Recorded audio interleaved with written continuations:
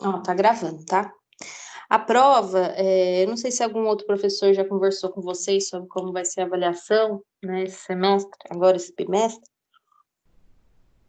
mas ela vai ser igual, né, a do primeiro bimestre, pelo Forms. Vocês vão ter também 23 horas para fazer, então ela vai começar na terça que vem, às 18, né, e vai até às 17 do outro dia. Vocês vão ter aí 23 horas para fazer. Mesmo esquema também, né, do bimestre passado, a primeira resposta é a que vale, né, se caso mandar mais de uma vez, eu vou considerar só a primeira resposta, né. Uma coisa diferente que a Renata está pedindo agora, né, para esse bimestre, é que como a prova vale 4.000 pontos, a professora Renata solicitou que a gente fizesse mais questões, tá?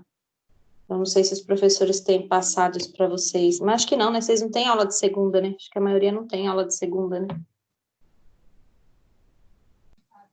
Eu Ou tenho tem? medo Ferrari. Ah, tá. Eu acho que a maioria tem a do Ferrari, né? Eu tô na cabeça que vocês não têm aula de segunda, mas é outro dia da semana, né? Que vocês não E têm aula. eu só tenho essa aula só. Só, Fábio? Só falta essa para acabar o curso? É a sua e o estágio, né? Mas já entreguei e já atingi a pontuação já. Que bom. E como ficou o estágio, hein? Seguiu normal os prazos? A entrega de documentação, eles aumentaram os prazos aí acabou ajudando. Ah, que bom, né? Porque eu acho que muitos alunos tiveram dificuldade com o estágio, né? Porque Eu acho tem. que quem teve mais dificuldade, quem acho que talvez não tinha conseguido, né, algum lugar para fazer, e como ficou tudo fechado, aí teve dificuldade. Eu fiz pela empresa mesmo que eu trabalho, então não tive tantos É problemas assim. mais fácil. Aí é mais fácil, é só pegar a documentação, né? Preencher a documentação Sim. e já era. Na verdade eu já até trabalho na área, o meu supervisor só assinou só a documentação. Sim. Aí é fácil. Que bom, né? É, Aí já acaba. Também só essas duas você já acaba o curso. sim, só essas duas e acaba. Que Porque bom. eu não sou aluno regular, né? Eu sou plano de estudo. Sei. Você veio Aí de ficou, outra. aí como eu fui jogando o estágio pra frente, que era muitas horas, e eu fui puxando mais matérias, aí acabou ficando o estágio por final e mais essa matéria. Porque eu não consegui jogar antes, Entendi. entendeu? Mas tá bom. Tá acabando, né? Ah, sim, tá. Tá acabando mesmo, né? Porque agora, semana que vem, prova. Quer dizer, semana que vem não. Vocês têm aula de sexta-feira, já sexta agora, né? Tem prova. Até quinta que vem já só fica quem precisa fazer exame. Ou segunda chamada, né? O restante já tá tudo liberado. Mas é isso, gente. Então, o que eu tava falando, né? A prova agora, ela vale 4.000, né? Diferente da prova passada, que valia 1.000. Então, na prova passada, a Renata solicitou que a gente fizesse, então, 10 questões, né? E valendo 100 pontos cada uma. Agora, como a prova vale mais, então nossa prova está um pouquinho mais extensa, né? Então, ela está com 15 questões, né? Então, cada questão vai valer aí 300, algumas 300 e poucos pontos, tá? Então, aumentou aí 5 questões. E ela pediu para a gente padronizar, né? Então, acredito que todos os professores vocês vão encontrar aí 15 questões na prova, tá? Entre questões, né, dissertativas e de múltipla escolha também. E assim, eu procurei colocar o conteúdo que a gente teve depois da avaliação B1, então o conteúdo que a gente teve, né, até ali a B1 não vai ter nessa prova, vai ser só do segundo bimestre para frente, né? Eu lembro que até a B1 a gente tinha falado, se não me engano, a gente tinha chegado e a gente falava de projeto e do Arena. E aí depois a gente começa com programação dinâmica. Então a gente vai nessa avaliação, né, da programação dinâmica para frente, tá? Deixa eu pegar aqui para vocês o material, que aí a gente vai conversando, tá bom?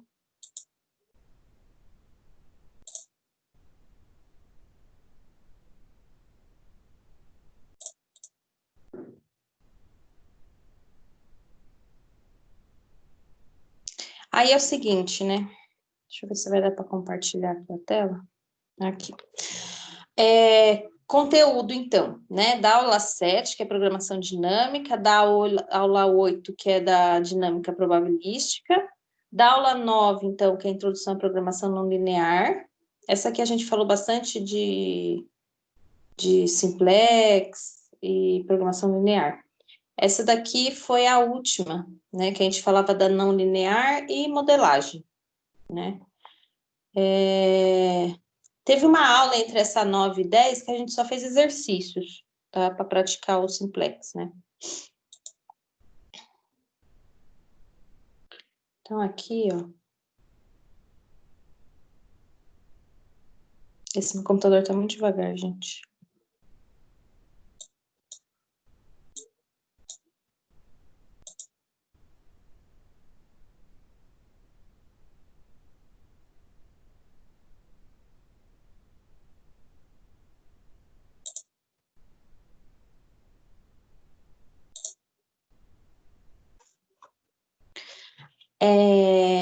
Programação dinâmica, né? Então, esse conteúdo vai ter na prova, tá?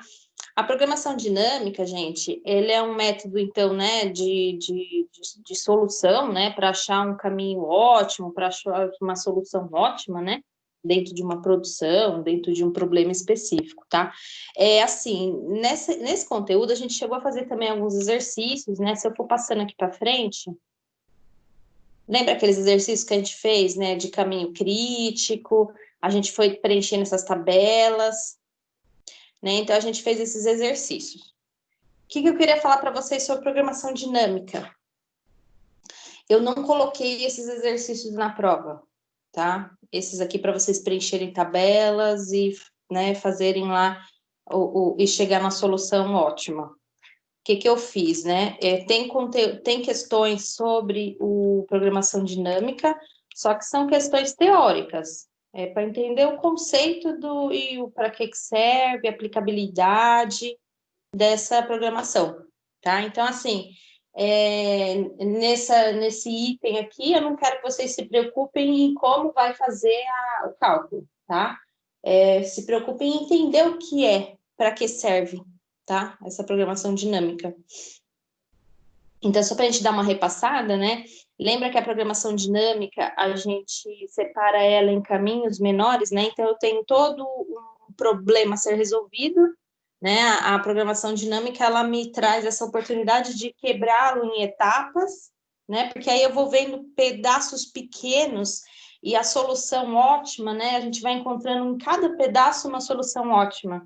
Depois junta esse quebra-cabeça, né? Fica mais fácil eu conseguir fazer essa divisão, né? Para conseguir encontrar os valores, né? De uma maneira mais intuitiva, mais fácil, né? E depois eu junto aí o quebra-cabeça e chego na solução, tá?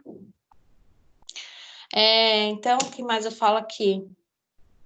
A questão de pensar em problemas menores, né? Que é o que eu acabei de falar. A programação dinâmica, ela tem essa característica, então, de subdivisão, né? De etapas, do todo, né? Eu subdivido o todo e vou encontrando os melhores caminhos. Essa técnica matemática torna uma sequência de decisões interrelacionadas, né? Que é a base da programação dinâmica.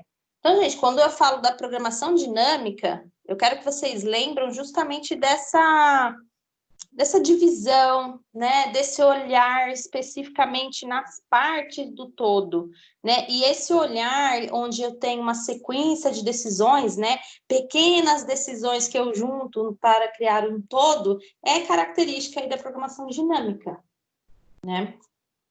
Pessoal, eu vou falando aqui, se vocês quiserem interromper, pode me interromper, tá bom?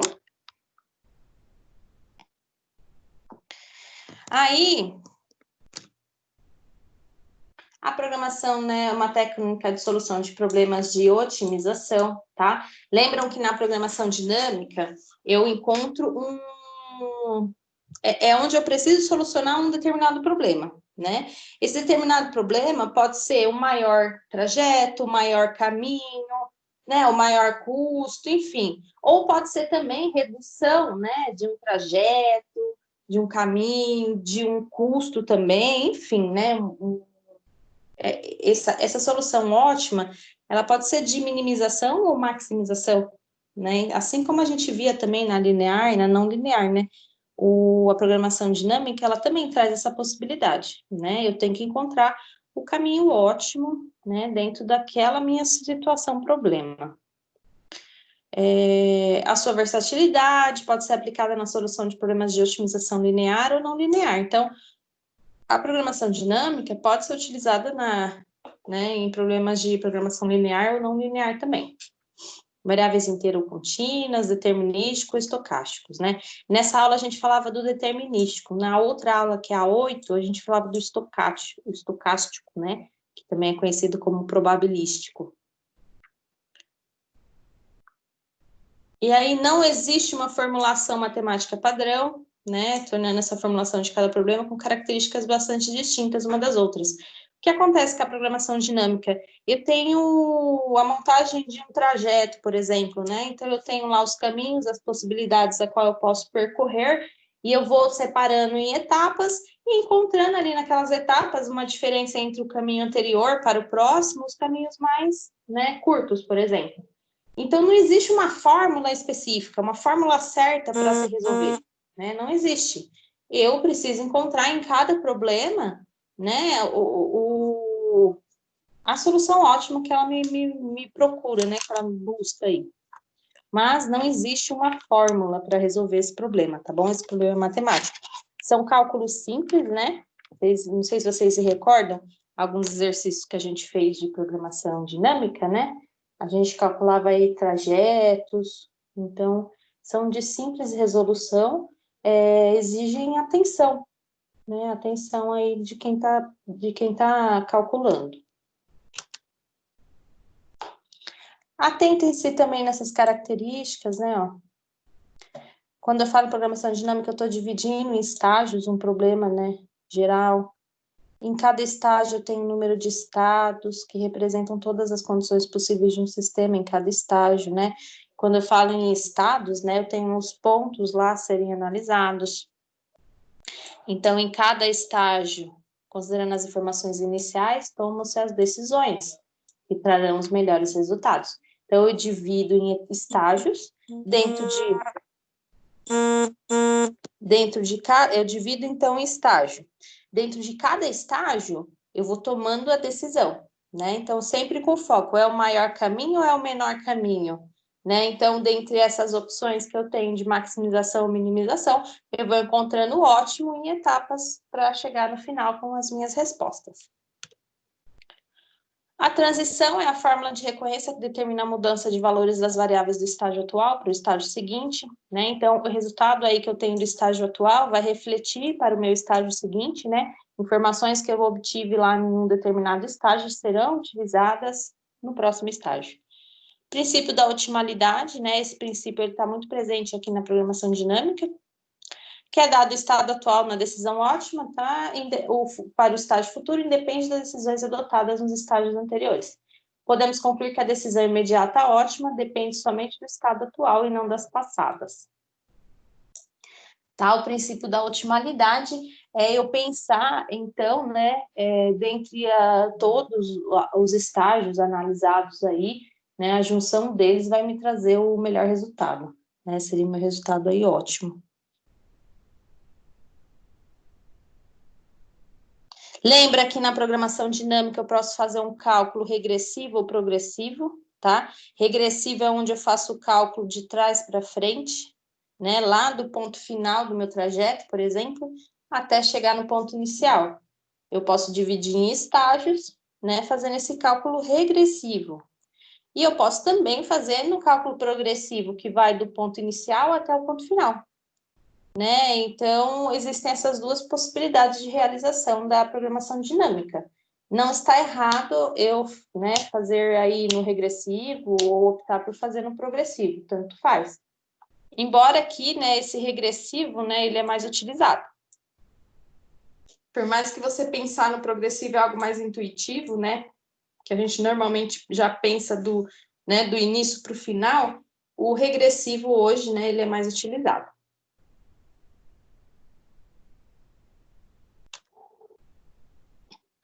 A última característica diz respeito à recursividade, a relação recursiva, identifica a solução ótima do estágio, dando a solução ótima para o estágio próximo, né? T mais um. Então, essa recursividade, ela fala, né, que eu encontrando em determinado estágio, né, vamos supor que esse meu problema tenha 5 estágios. Eu encontrei a solução ótima no estágio 5. O resultado dessa solução ótima do estágio 5 vai ser o ponto de partida para o cálculo do estágio 4, né, que foi o que a gente fez aí nos exercícios também. Aqui eu tenho uma figura, né, aqui eu falo aí, que aqui seria, né, um exemplo de cálculo em programação dinâmica, né, onde eu tenho o nome aí da decisão que eu preciso tomar, o estágio atual, o estágio anterior, né, o anterior, próximo estágio, né, o cálculo que eu tenho que fazer ali. Aqui eu tenho alguns exemplos também. Aqui eu falo da função objetivo, né, função objetivo pode ser de maximização ou pode ser de minimização, né, então vai muito conforme o problema que está sendo estudado, tá? Pode ser tanto um como o outro. Diferente quando a gente fala aí quando a gente falava do simplex, por exemplo, né? O simplex, ele é utilizado para maximização só, né?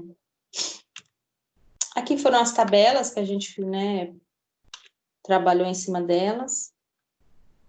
Os problemas de programação dinâmica determinística, né? O estado do estágio seguinte será determinado pelo estágio atual, é o que eu falei ali atrás, né? O próximo estágio, ele é influenciado pelo estágio anterior.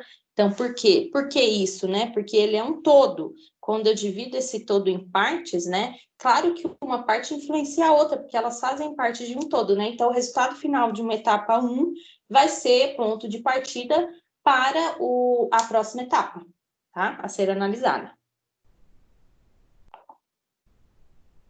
Todos os termos e variáveis são conhecidos, tá? Com certeza. Esse grau de certeza assegura conhecer completamente o estado de cada estágio. Aqui, pessoal, diz respeito à diferença, né, da determinística para a estocástica, que é a probabilística, que a gente falou na próxima aula, né? Na aula 8.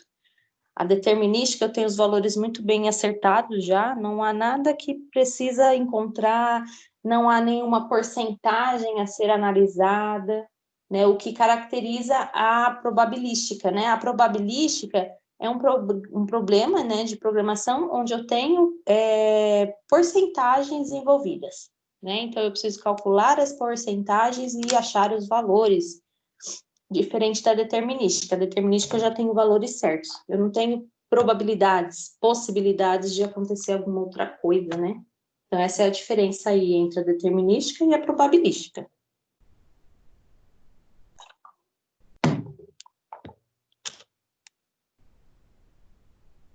Aqui foi um exemplo que a gente fez, né, do caminho mínimo ou do caminho mais curto. Esse exemplo a gente até fez em aula, né? Não sei se vocês lembram. Só que aí o que eu queria mostrar para vocês aqui, né? Esse problema, ó, esse é o todo, né? Você está aqui no caminho A, né? Que seria então meu ponto de partida para chegar até aqui, né? Final. É o ponto final. Deixa eu apagar isso aqui que não está aparecendo nada.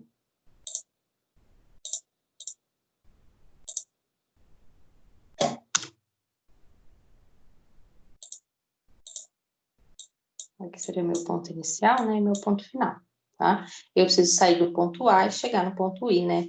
Aqui fala para chegar numa cidade I.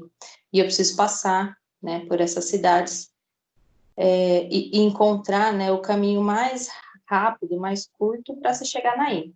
Esse problema eu não preciso passar em todas as cidades, eu só preciso achar o caminho mais curto.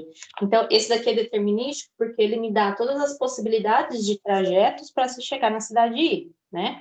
E somente, e aqui eu tenho todas as quilometragens muito bem acertado. Não preciso ficar retornando de uma cidade a outra, o que torna esse problema mais fácil, né, de ser resolvido, e ele me pede só para encontrar o caminho mais rápido, né, o caminho mais curto. E aí o que acontece? Na avaliação de vocês, eu vou estar falando da parte conceitual, tá bom? Eu não vou colocar, por exemplo, um caminho como esse e pedir para vocês solucionarem. Mesmo porque eu encontro algumas dificuldades na hora de fazer isso no Forms, né? Porque, por exemplo, se a gente estivesse numa prova presencial, o que eu poderia fazer? Eu pegava uma tabelinha, assim, por exemplo, e deixava os espaços em branco e falava para vocês, manda ver, vai fazer o cálculo, né? No Forms já fica um pouquinho mais complicado, né? Então, eu optei por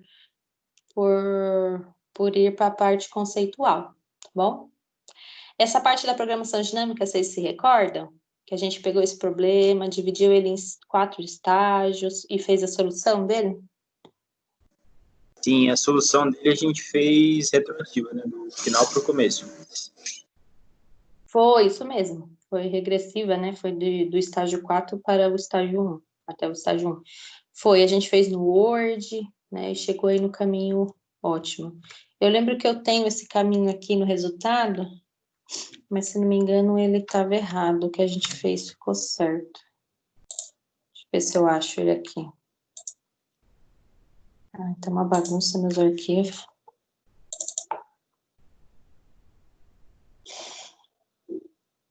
Cadê?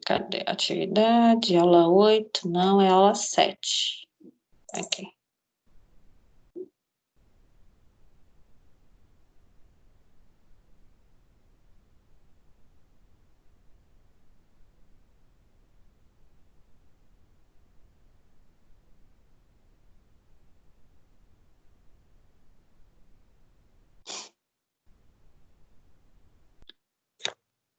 Uma hora abre.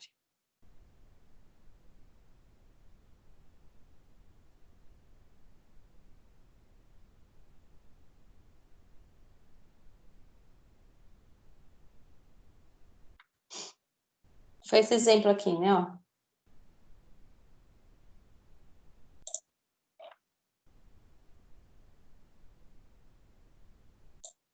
Eu dei o problema para vocês, né? Aí a gente foi dividindo em 4 estágios, né? Ó, 4, 3, 2 e 1. Entre cada estágio, a gente foi encontrando a solução ótima, né?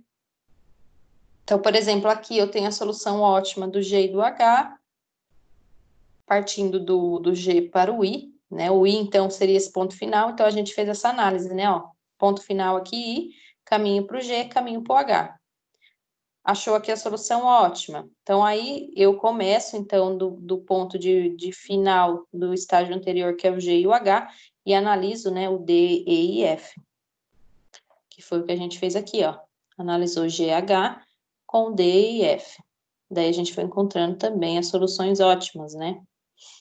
E aí, né, assim por diante. Até encontrar, então aqui a gente teve os menores caminhos encontrados, no final a gente fez essa relação, né, de encontrar o menor caminho. Não sei onde a gente colocou ele aqui. Vem pra cá. A gente acabou não colocando, né? Mas então a gente achou aí o caminho ótimo. Essa aula aqui, né, a gente fez esse exercício, acho que não lembro se eu passei para vocês fazerem depois em casa, mas a gente fez em aula.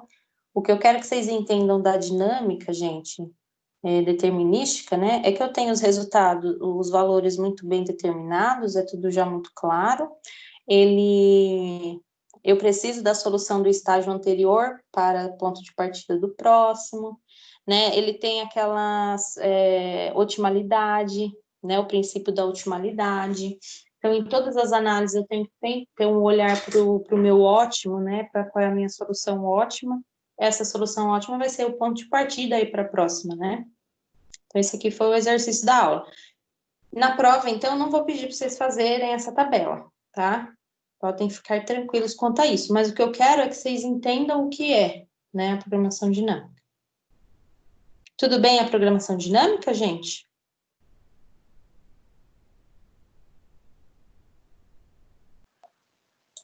Sim, tudo bem.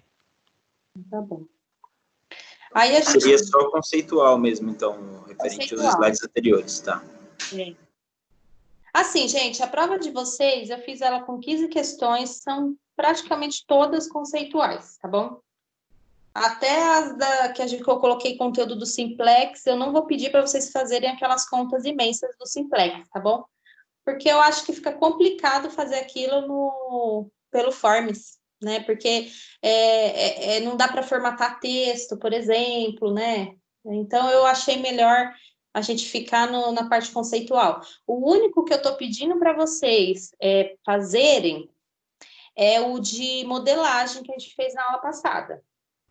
Tem um exercício a qual eu passo uma situação problema, né? Um probleminha lá para ser resolvido de produção, e aí vocês precisam encontrar a função objetiva, as restrições e as variáveis lá, né? As variáveis do problema. Então, é só esse que eu vou pedir para vocês colocarem ali a mão na massa. As outras questões vocês vão analisar e vão responder com parte conceitual, tá bom? Talvez analisar um problema, identificar se está certo ou se está errado, mas não fazer ali, né, o cálculo. Então, ela é mais conceitual mesmo, a prova. Essa aula aqui foi onde a gente começou, estava continuando a falar da programação dinâmica, né? Porém, a gente entrou na probabilística ou estocástica, né?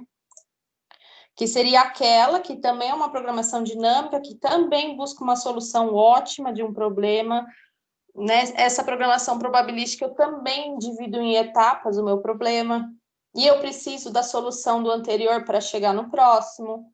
Só que a única diferença é que nessa, né, eu monto, por exemplo, uma árvore de decisão, eu tenho possibilidades, eu tenho probabilidades a serem analisadas também, né? Fora, por exemplo, um caminho crítico, eu tenho uma probabilidade que possa acontecer, tá? Então, essa seria a diferença delas. A determinística ela é mais simples de ser resolvida, a probabilística ela é um pouquinho mais difícil por conta dessa incerteza, né? A certeza que eu tenho na determinística não está aqui na probabilística.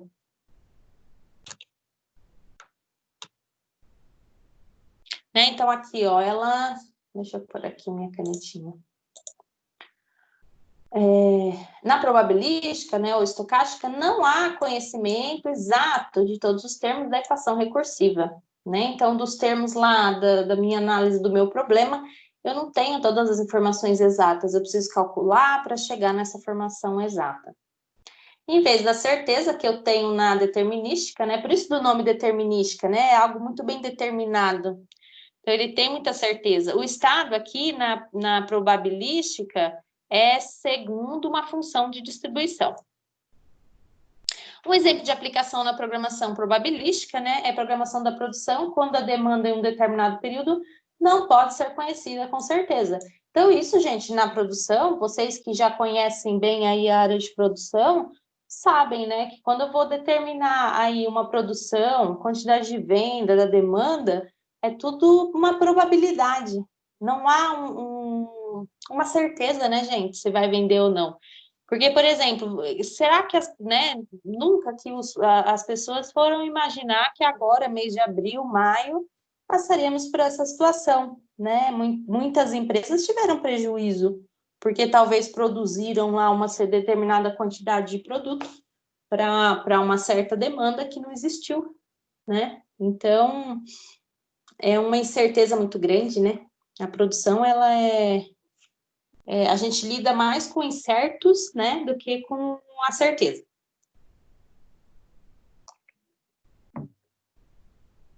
O mercado de trabalho, né, gente, ele é assim, num geral, né? Daí, gente, a programação dinâmica probabilística, como eu sigo probabilidades, eu sigo possibilidades, eu vou criando uma árvore de decisão, né, que ela segue mais ou menos esse esquema aqui. Né? Então, a estrutura básica da programação probabilística pode ser observada nessa figura, onde eu tenho uma decisão aqui, né, a ser resolvida, né, um ponto aqui a qual eu preciso analisar e tomar uma decisão de otimalidade. Dentro dela, né, eu tenho as probabilidades, né, as possibilidades. Dentro dessas possibilidades, então, eu vou calculando, né, as probabilidades dentro delas, encontrando aí os valores. Assim eu vou encontrando também o meu caminho ótimo, a minha solução ótima. Dentro do que eu procuro, claro, né? Se é de maximização ou de minimização. Quando a estrutura básica é expandida de forma a incluir todos os estados de decisões, né, em todos os estágios, a estrutura final é conhecida, então, como árvore de decisão. Por que a árvore, né, gente? Porque ela tem uma base ali, né, vamos supor que seja meio que analogia aí, né, falando como se fosse um tronco de uma árvore, e as suas ramificações, né? Por isso a qual a probabilística, por ter probabilidades, por ter possibilidades, né, a serem analisadas ali, essa solução ela acaba abrindo aí uma árvore de decisão. As decisões são tomadas num ambiente de incerteza, né, quanto à ocorrência exata de um estado para qual o sistema evolui. O ambiente que a gente trabalha, ele é de incerteza, né, gente? Então, numa linha de produção é muito mais fácil você lidar com questões de probabilidade, probabilística, né, da árvore de decisão, do que determinística, né? É mais fácil você encontrar aí a probabilidade do que a certeza. O estágio seguinte ocorre segundo uma certa probabilidade, né, segundo uma variável aleatória com uma certa distribuição de probabilidade. Então, o que acontece? O estágio seguinte dessa árvore, aqui, por exemplo, né, ó, eu tenho aqui a minha solução a ser resolvida, aqui eu tenho 3 probabilidades, e aqui eu vou abrindo a minha árvore, né, com as demais probabilidades, que vão, né, surgir aí conforme o cálculo dessa porcentagem que eu terei, né, nesse ponto aqui, nesse estágio da minha análise. Questão de aplicação, né? As aplicações podem ser em diversas áreas, planejamento de produção, tamanho de lote, estoque, alocação de recursos, gestão de projetos, né, confiabilidade de um sistema de comunicação. Então, eu posso utilizá-la aí, né, em N possibilidades dentro das empresas. Né? Então, ela é muito utilizada aí. A árvore de decisão, então, é um diagrama. Ela pode ser representada deitada ou em pé, né? Ó. Aqui tá errado, né? A árvore é em pé. Em pé. Aqui, ó. A árvore em pé. Por exemplo, esse exemplo de árvore que eu mostrei para vocês, ela é deitada. Acho que o exercício que eu dei para vocês fazerem também era uma árvore deitada, mas ela pode ser representada em pé também, tá? Onde eu inicio de cima para baixo. A árvore deitada eu vou iniciar, então, da esquerda para a direita. Ao fazer, então, a modelar uma árvore de decisão, a gente estabelece uma decisão e as suas implicações, né? De onde elas vão derivar, né? Então, elas derivam de determinadas probabilidades, que é onde vai abrindo as ramificações. Incorpora-se probabilidades, riscos e recompensas. Espera-se estimar as probabilidades de ocorrência de eventos sujeitos a incertezas, né? Então, uma característica forte aí na utilização da árvore, da probabilística aí, é a incerteza. Considere a probabilidade de cada possível alternativa. Para se fazer, então, uma árvore de decisão, eu passei para vocês alguns passos, né? Definir o problema, identificar as alternativas, identificar os eventos, representação em tabelas ou gráficos, né? Então, para que eu chegue, né, e consiga desenhar, consiga preencher essa minha árvore, né, fazer, né, essa árvore, eu preciso planejar muito bem, analisar muito bem o meu problema, né? Eu preciso ter um planejamento muito bem, né? Então, eu defino qual é exatamente o meu problema, o que se espera, né, as alternativas que eu tenho que analisar. Eu tenho que formar uma tabela, por exemplo, dessa tabela que né, estarão ali os dados de uma maneira mais fácil para que eu consiga montar as ramificações da árvore, né? Então, são etapas aí a serem seguidas. A estimativa das probabilidades de ocorrência, então, encontro aí as estimativas, né, quanto eu terei aí das probabilidades. Determinação dos valores finais, né? Então, chegando lá no final da árvore, tendo ali, né, em mãos os valores finais, eu faço a tomada de decisão. Né? Então, essa árvore de decisão ajuda aí na tomada de decisão dos negócios, né, pessoal? E aí vai bem de frente com o princípio aí da pesquisa operacional. A pesquisa operacional é utilizar aí de cálculos matemáticos, de análises, de simulações, para auxiliar a tomada de decisão. Né? Então, isso daí não teria como ficar de fora. Valor esperado, a gente pode ser relacionado tempo, custo, né? O que eu estou analisando? Pode ser o tempo, pode ser o custo, pode ser quantidade, né? Então, tem que estar relacionado ao meu problema. Não precisa ser exatamente, né, uma unidade de medida ou um tempo. Fala, Henrique. Ixi, agora não dá não, filho. Vai pra lá. Tá guardado. Daqui a pouco eu vou lá. Calma, sossega o faco.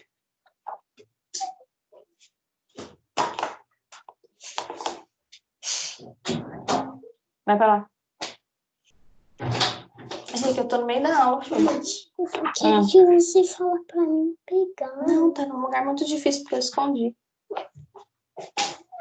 Vai pra lá, Henrique.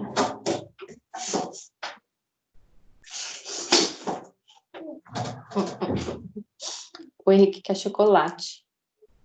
Eu escondi. Aí ele tá bravo comigo agora. Eu sou muito mal. Muito má.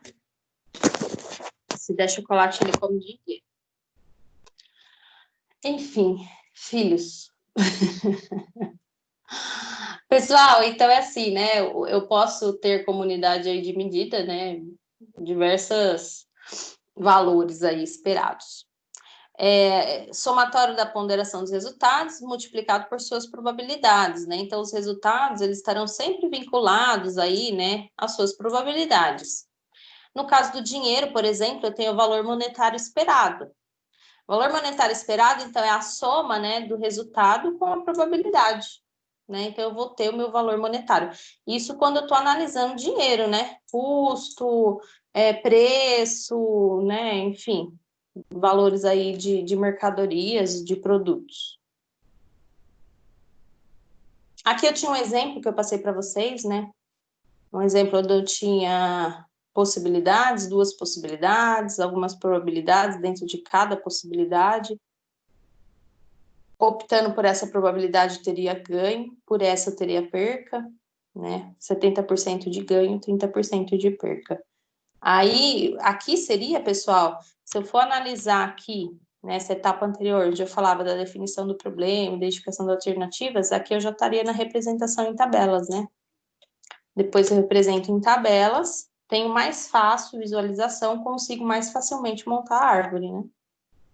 E aí eu monto uma árvore, né? Vejo que é uma árvore deitada, tenho as possibilidades, chego aqui no resultado final. Daí eu faço uma análise, né, e chego na minha tomada de decisão. Aqui eu teria maior ganho do que essa possibilidade aqui.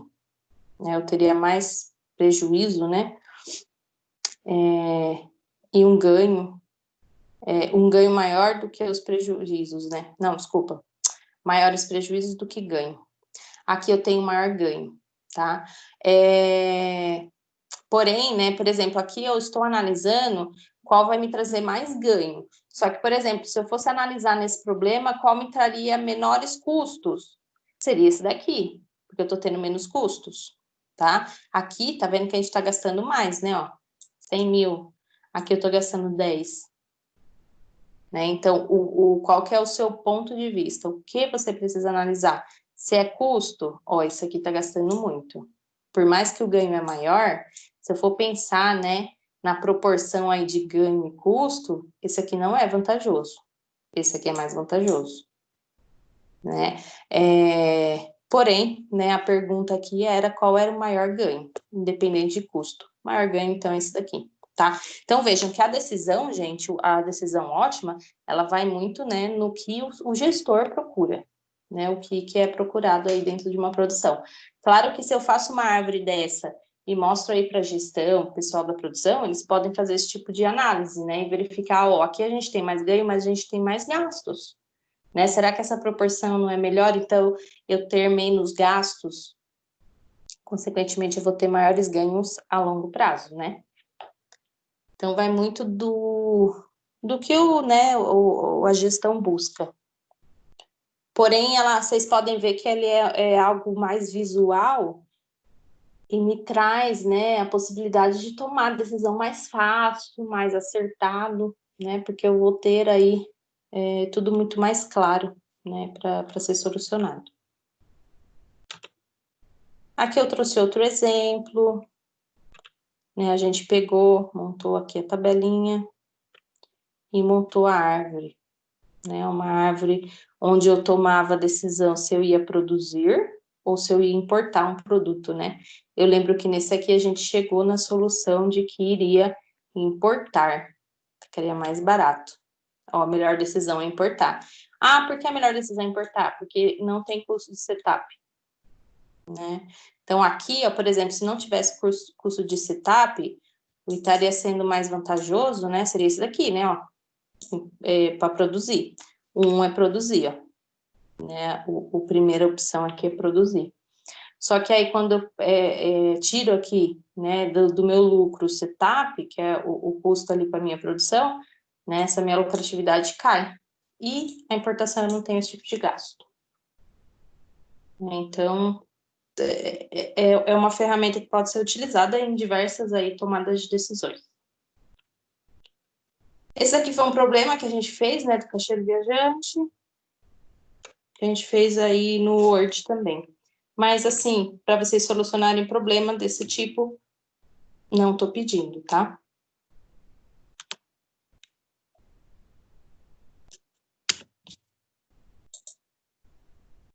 Tudo bem aqui, gente?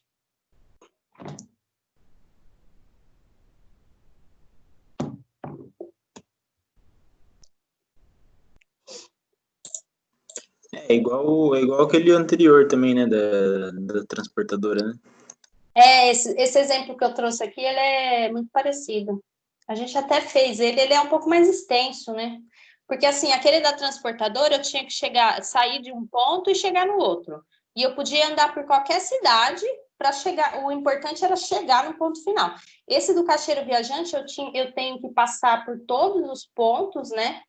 Sem passar por mais de uma vez em um deles. Eu tenho que sair do um, passar por todos e voltar para o um, né? Esse que é o que dificulta um pouco do caixeiro viajante, daquele outro.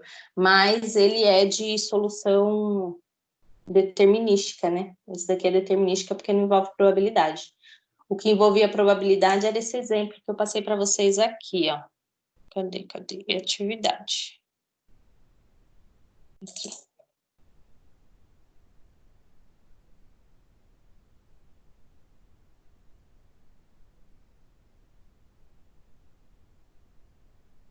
Era esse daqui, ó.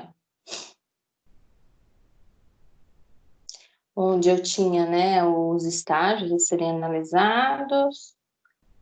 Esse daqui é determinístico, né? Esse aqui é um determinístico, onde eu tinha que separar por estágios, encontrar o caminho menor trajeto, ó.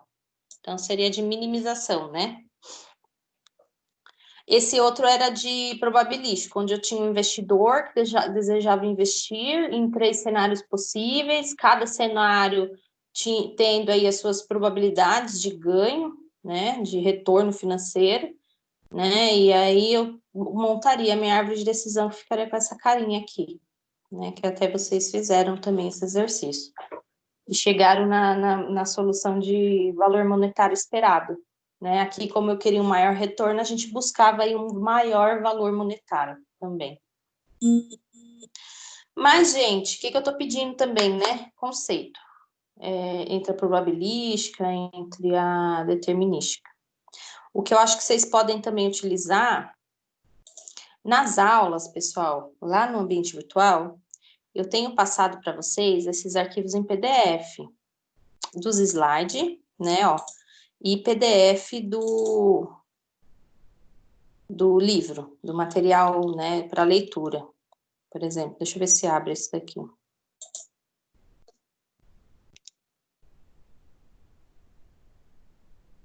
Cadê?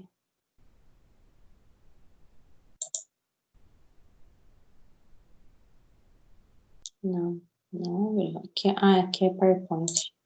Slide, atividade, aula 9. Aula 7, aqui a apresentação, aula 7, aqui, ó.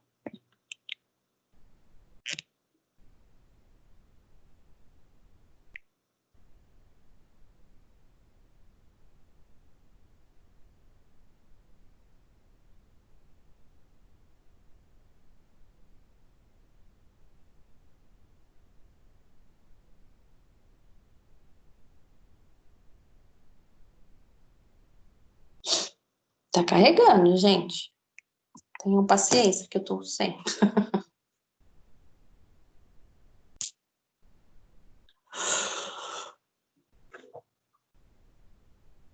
Ó, eu tenho passado para vocês esses arquivos aqui, né, ó, com a parte textual.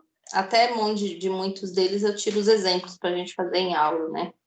Então, assim, tem esse material em mão também para responder as questões, tá? Que aqui eu acabo tendo mais informação do que no meu slide, né? Às vezes no slide eu vou dando uma resumida e algumas coisas que eu coloquei lá no slide, né, estão daqui e outras da prova eu retirei daqui também, tá? Então, aqui eu tenho todo o conteúdo. Aqui é da determinística, tá? Eu tenho outro conteúdo que eu coloquei lá no AVA de vocês, que é da probabilística. Será que é esse daqui? Deixa eu ver. Esse aqui é da probabilística. Então, tem isso aqui em mãos, né? Como vocês vão conseguir fazer a prova com consulta, tem uma maior quantidade de materiais para isso, tá?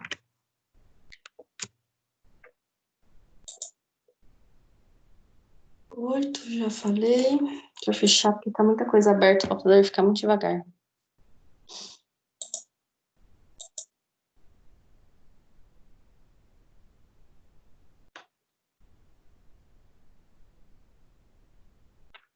Eita, fechei tudo.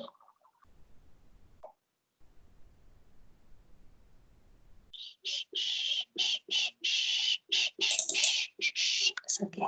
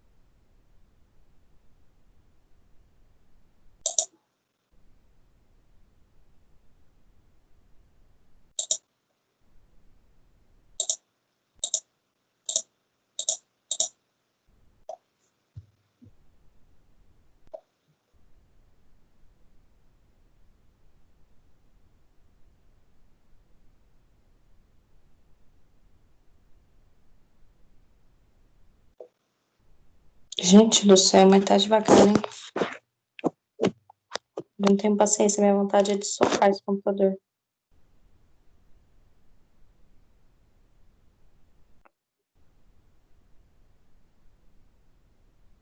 Abre, criaturinha.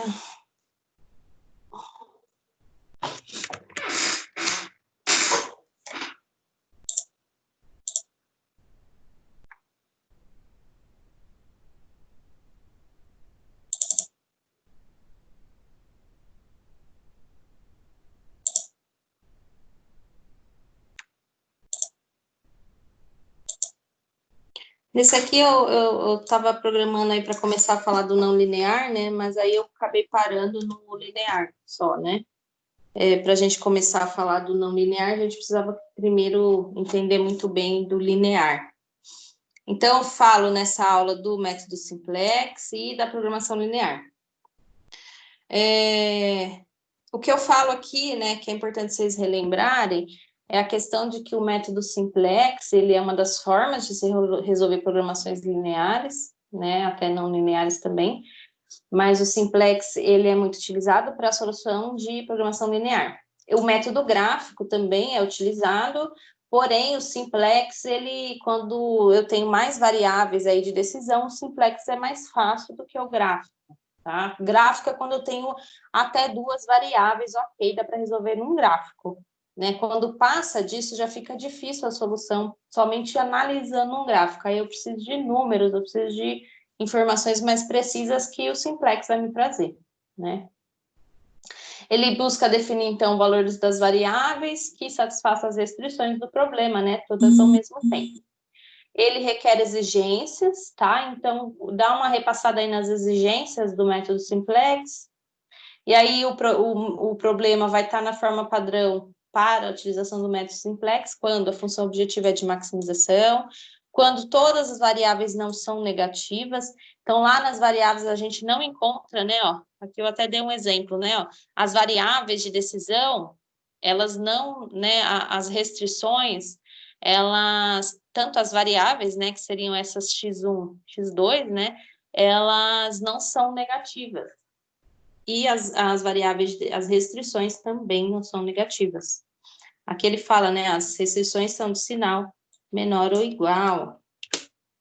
Então, todas as restrições vão seguir aqui esse sinal, né, ó, de menor ou igual. Isso daí é o que a gente está acostumado a ver, né, para a solução do método, tá? E aí é o que caracteriza uma programação linear e é o que é solicitado para se resolver com o simplex, tá? E eu tenho as variáveis de negação com esse sinal de maior ou igual, né, também não negativas. Então, vejam, né, eu não tenho nada negativo, tanto nas minhas funções objetivo, na minha função objetivo, como nas minhas restrições e na variável de decisão. Opa! Termos independentes não são negativos, né? Então, termos independentes são esses dois aqui, né? Ó, porque eu tenho duas variáveis, né? Eu tenho dois termos independentes. Nem todos os programas de programação linear, quando formulados, apresentam as relações matemáticas nessa forma padrão, porque lembram quando a gente fez modelagem de algum problema lá, aquele que falava de caloria, proteína e vitamina, né? A gente falava de minimização.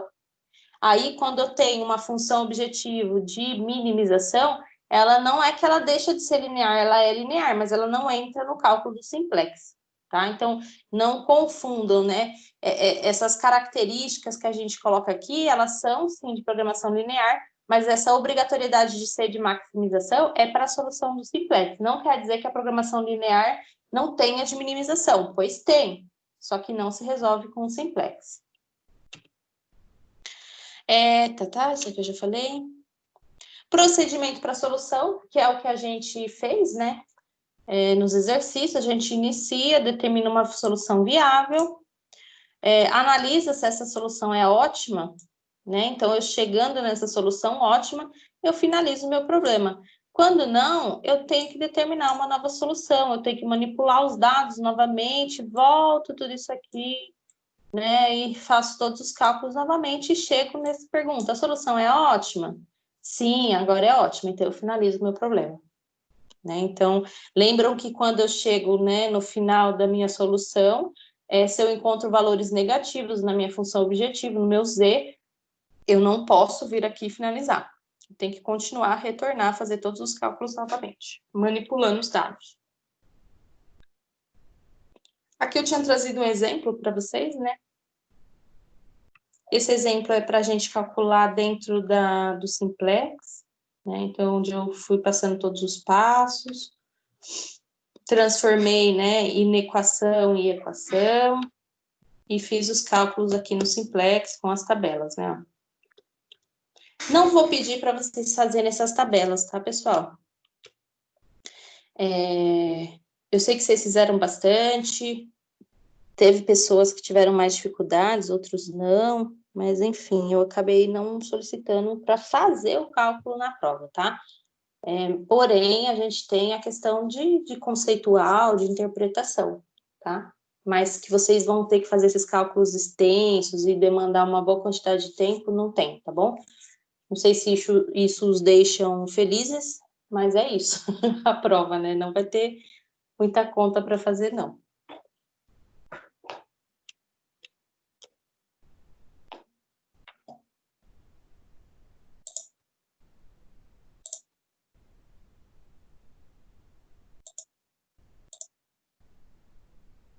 Essa aula 10, então, foi a última, né? Onde eu comecei a falar da não linear. A não linear são, né, funções, são equações também, inequações, onde eu vou ter uma forma um pouco mais complexa para solucionar, né? Muitas das vezes eu vou precisar recorrer aí a derivadas, né, há outras técnicas aí de cálculo para chegar na solução. E se eu resolver esse problema de programação não linear, ele não vai me trazer só retas nesse gráfico, ele vai me trazer círculos, curvas, parábolas, né, uma infinidade aí de possibilidades dentro de um gráfico. Então, por isso que ela é não linear, ela não segue uma linha reta, né? Ela pode ser de diversas maneiras aí. E aí, na linear, né? Então, aqui eu estou falando da linear. A linear era o que a gente viu bastante. Eu tenho uma função objetivo, né? Tem basicamente uma função objetivo, que é aquela que queremos otimizar, que é maximizar ou minimizar, restrições funcionais e de não negatividade. A não linear também vai ter, né? Função objetivo, restrições e funcionais e não funcionais. Dentro da linear, então, a função objetivos e restrições são equações ou inequações, sendo compostas pelas variáveis de decisão, né, por diversos coeficientes. A linear, então, as funções, equações e inequações representam um comportamento linear, tá? Elas são retas, todas serão aí funções aí de primeiro grau e vão me trazer retas. Agora, por exemplo, a não linear, eu já vou entrar com uma função de segundo grau, por exemplo, e aí vai me trazer uma parábola. Essa parábola eu vou ter que ir lá cruzar talvez com alguma reta. Aí a interpretação desse gráfico se torna um pouco mais complexa, né? Muitas das vezes isso na prática acaba recorrendo a sistemas que já vão trazer as soluções, né? Porém, a não linear, ela é muito mais real, né, no nosso cotidiano. Para solucionar uma programação linear, eu vou utilizar o gráfico e o simplex, tá? Aqui eu trouxe um exemplo de linear, onde eu tinha, né, ó, a minha programação da produção. Eu conseguia fazer a modelagem para vocês, né? A gente até fez junto a modelagem dela. E esse seria o gráfico, né? O gráfico onde mostraria aqui, né, ó, a minha solução ótima. Esse ponto em específico, tá? Esse problema eu poderia utilizar o simplex também para chegar nessa solução. O gráfico aqui nesse problema, ele acabou sendo mais rápido, mais fácil a identificação da minha solução ótima, né? Porém, dava para resolver pelo simplex. Como eu só tinha duas variáveis de decisão, que era x1 e x2, tudo bem fazer pelo gráfico.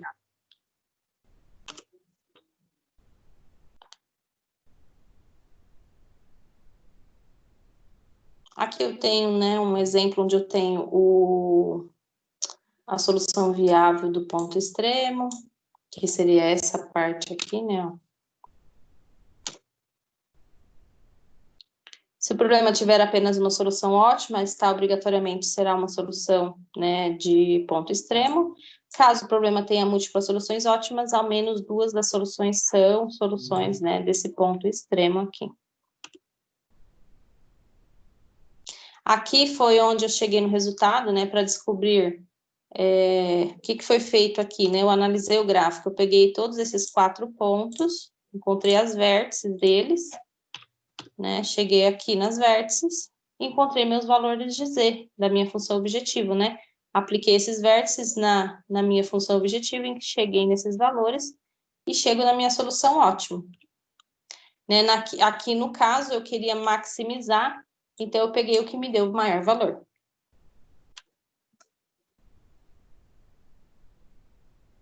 Aqui, por exemplo, que é o que eles querem dizer, né? Eu já tenho uma solução ótima, que é essa de R$13.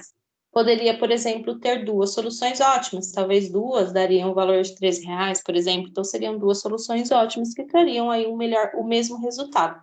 Caberia à gestão escolher qual ação realizar. Agora, não linear, gente, então, um ponto que eu queria que vocês lembrassem isso na hora da prova, é saber a diferença da linear para não linear, tá? Então, na prova, por exemplo, vai ter questão lá que eu vou passar para vocês uma função objetivo e as suas restrições, como, por exemplo, isso daqui, ó. Né? Passo aqui para vocês. Um problema assim, ó, e pergunto, isso aqui é linear ou é não linear? E aí vocês conseguem identificar aqui se ela tem linearidade, quer dizer, segue uma reta, se só tem, né, inequações de primeiro grau aqui, ou se eu tenho outros tipos, né, de equações matemáticas que vão caracterizar aí a não linearidade. Então, não vou pedir para vocês solucionarem problemas não lineares, mas eu vou pedir para vocês identificarem o que é linear e o que não é linear, tá bom?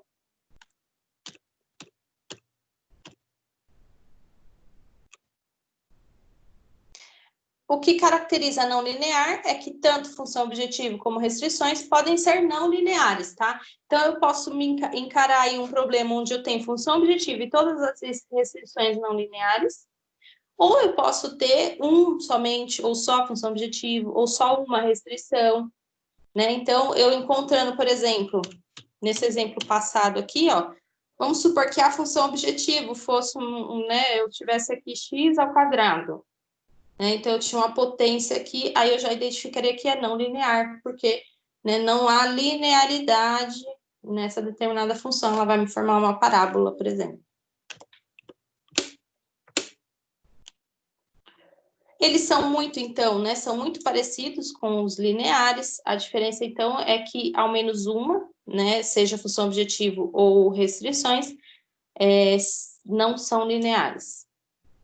A suposição da linearidade permite solucionar um grande número de problemas práticos, né? Ela não se verifica frequentemente, né? Então, os lineares, que são problemas mais simples e constantes, não é a realidade, né? Muitas das vezes, hoje, numa produção, né? Numa gestão de um negócio. Então, a gente se esbarra aí muito mais com os não lineares do que com os lineares. Aqui é o modelo, né, como é uma programação não linear, muito parecido, né, ó, vejam, com o linear. O que vai modificar, gente, são as equações que estão ali contidas. Porque aqui, por exemplo, aqui eu tenho um exemplo, né, ó, onde já verifico que não é uma equação de primeiro grau, e eu já vejo que isso aqui não é linear.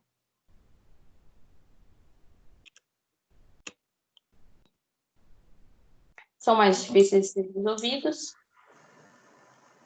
Você quer falar, Rodrigo? É, porque tem uma potência ali, é isso? Aqui o que caracteriza é isso aqui, né? Aqui também, né, ó. Ah, tá. Beleza. Aqui eu tenho alguns exemplos, ó. Tá vendo? Eu tenho uma raiz quadrada. Tendo uma raiz quadrada já não é linear. Aqui, ó, potência. Né? Então, eu posso utilizar qualquer tipo de equação. Quando ela foge daquela equação simples, que é a primeira, que é a de primeiro grau, eu já encaro ela como não linear. Ó, aqui eu tenho na função objetiva uma raiz quadrada. A primeira restrição é uma potência, né? Então, eu já identifico que, por mais que aqui, né, ó, não seja, mas eu já falo, ó, isso aqui é um problema não linear. Aqui eu também tenho log, né? Tenho diversos outros aqui, ó. Né, ó, raiz quadrada também. O exemplo 2 eu tenho função objetivo, tem calcular logaritmo.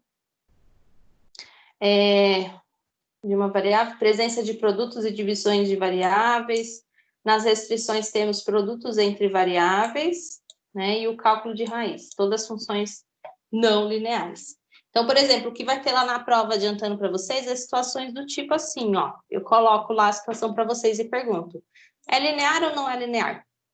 Tá? Então, só para vocês conseguirem identificar a característica de um e de outro.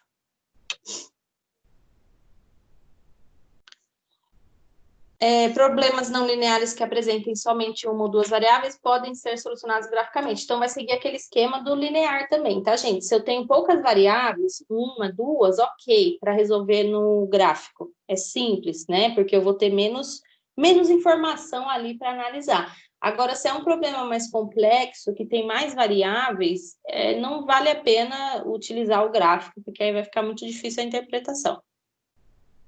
E o problema do gráfico, gente, é encontrar o ponto exato, né, da solução ótima. Porque às vezes se eu faço vamos supor que vocês vão fazer isso à mão, a reta que eu faço, né, onde eu vou fazer o tracejado, teria que ser milimetricamente certinho, né, tudo conforme, né, todos os lados ali daquela reta ali tem que estar tudo certinho. E nem sempre a gente consegue fazer isso. Então, tem que recorrer a algum sistema, né, para solucionar.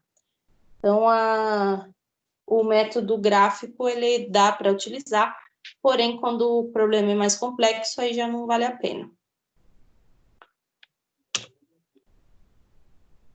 Aqui eu tenho um exemplo, né, onde a gente tem esse problema aqui, né, não linear por conta disso aqui, ó. Aqui a gente faz todo o processo, né, zera transforma essas inequações, igual a gente faz no Simplex, né, transforma essas inequações em equações.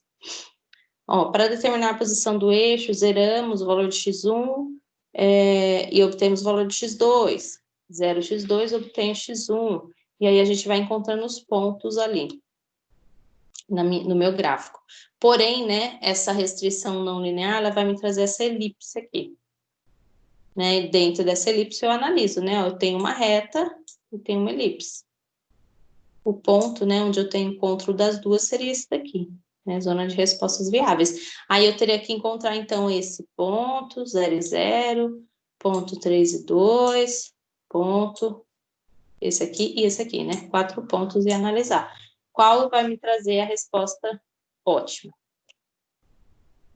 Aqui eu acho que eu tenho problema aqui, ó.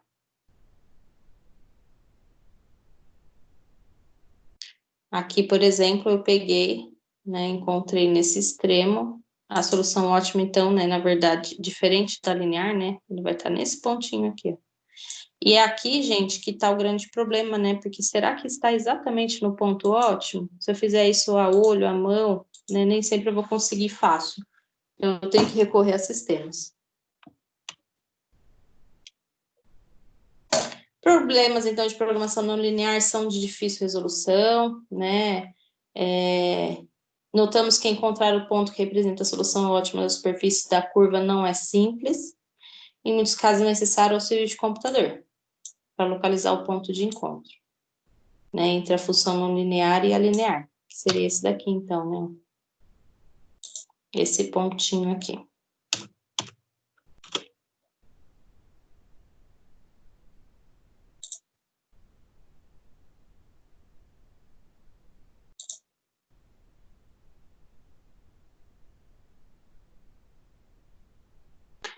Acho que tem mais uma aula que a gente teve de... Não, foi só essa aula última mesmo, né? É assim, gente, o que eu já adianto para vocês, vocês não vão precisar ficar fazendo muitos cálculos. Só na modelagem lá, né, de formulação da função objetiva e das restrições, vocês vão ter que fazer. Tem um exercício lá que vocês vão ter que montar o modelo, tá? Encontrar a função objetiva, encontrar as restrições, as variáveis, né, as de negatividade, de não negatividade. Porém, eu não estou pedindo para vocês continuarem o problema e chegarem na solução ótima através de um gráfico ou através de um simplex, porque aí seria mais difícil também para a gente utilizar aí o Forms. Né? Então, eu fico aí mais centrada nas questões conceituais e, né, como esse exemplo, quer ver? Deixa eu ver se eu acho aqui o exemplo que a gente deu por último. Acho que foi até uma atividade, né?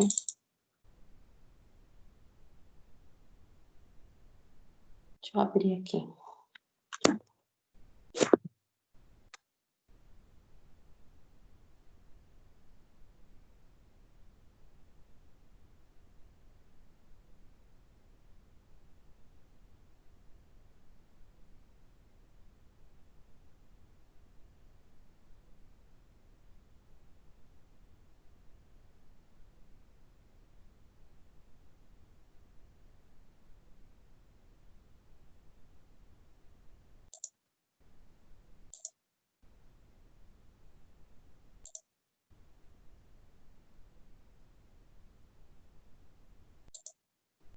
Então, ó, gente, não sei se vocês estão conseguindo ver aí na tela, deixa eu ver se já abriu. Esse daqui é um tipo de problema, então, que vocês vão ter que solucionar, tá bom? Não estou dizendo que é esse o problema, né? Mas é problema nesse estilo aqui, onde eu tenho a situação problema. Dentro dessa situação problema, vocês vão ter que achar as variáveis, encontrar a função objetivo, identificar se ela é de maximização, de minimização, né? Fazer as restrições, né? Tanto de funcional como de não negatividade. Porém, né, a questão que eu tenho lá, vocês vão fazer esses pontos aqui, tá? Encontrar esses pontos e só. Tudo bem, gente?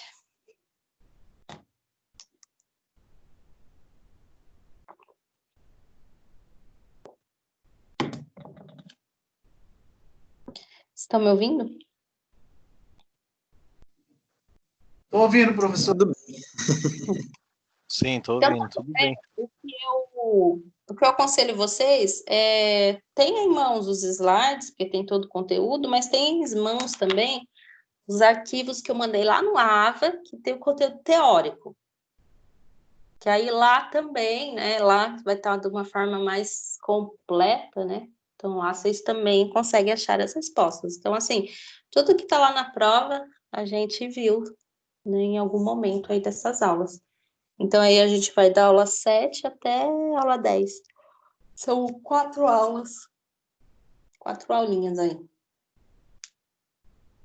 4 temas, né? Diferentes. E é isso, gente, que eu tinha separado para conversar com vocês hoje. Hoje a minha ideia era uma conversa um pouco mais rápida mesmo. E se vocês quiserem aproveitar para tirar alguma dúvida que tenha ficado aí no decorrer dessas aulas, né? Quiser aproveitar agora, eu tô aqui. Semana que vem eu também vou estar aqui, tá, gente? Não sei se vocês vão conseguir fazer a prova no horário da aula, mas se conseguir fazer no horário da aula, eu vou estar aqui para ajudá-los. Né? Aí vocês vão ver o que for melhor.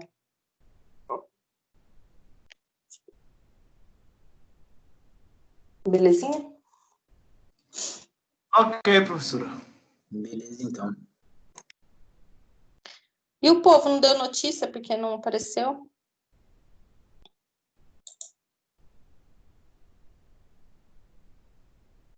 Eu vou, de qualquer forma, eu vou ficar por aqui mais um pouco.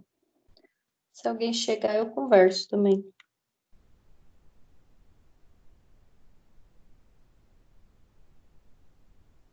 Tá bom, gente? É isso. Então por hoje é isso, né? Pode ir. Pode sim, Fábio. Tá bom, Hoje eu sempre penso só para a gente dar uma relembrada mesmo, né? E falar para vocês, né? Esclarecer algumas dúvidas quanto à prova, né? Não precisa chegar na prova desesperado que tem que fazer um simplex bem complexo, né? Não vai ter isso, mas vai dar uma praticada nessa modelagem aí de função objetiva e restrições, que é o que eu confirmo para vocês que vai ter que fazer. O restante é conceitual, é interpretação.